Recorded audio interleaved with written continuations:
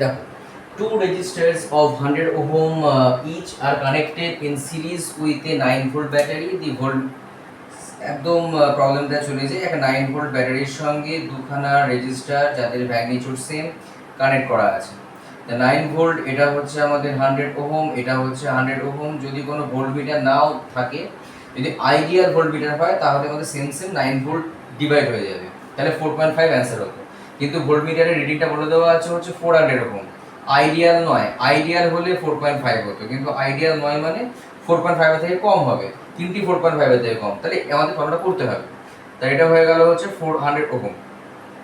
First কাজ কি, এই সার্কিটের ইকুইভ্যালেন্ট রেজিস্ট্যান্স বের করে মেন কারেন্টটা বের করা।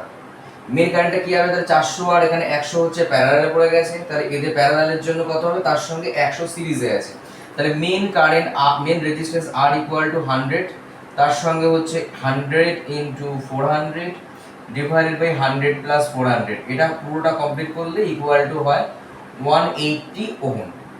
তাহলে কারেন্ট কত হবে, এখান থেকে মেন কারেন্ট যেটা আই আসছে, তাহলে I is equal to V divided by R, V is equal to হচ্ছে 9 আর R equal to 180, that is equal to 1/20 এত অ্যাম্পিয়ার হলো।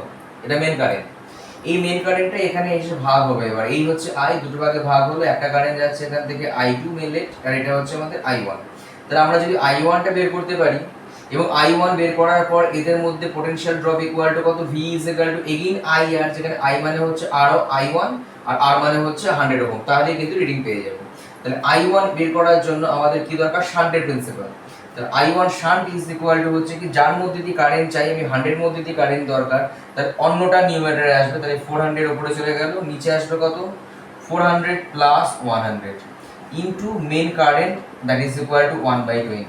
তাহলে এখান থেকে আসছে 400 ডিভাইডেড বাই 500 ইনটু 1/20, শূন্য শূন্য কাটছে, শূন্য শূন্য কাটছে, 4 দিয়ে কাটলে একটা 5 আসছে, আবার 5, 1/25, দ্যাট ইজ ইকুয়াল টু এত অ্যাম্পিয়ার কারেন্ট।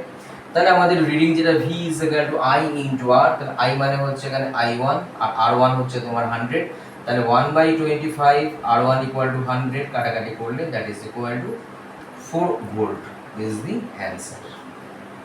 ওকে, ভেরি ইজি।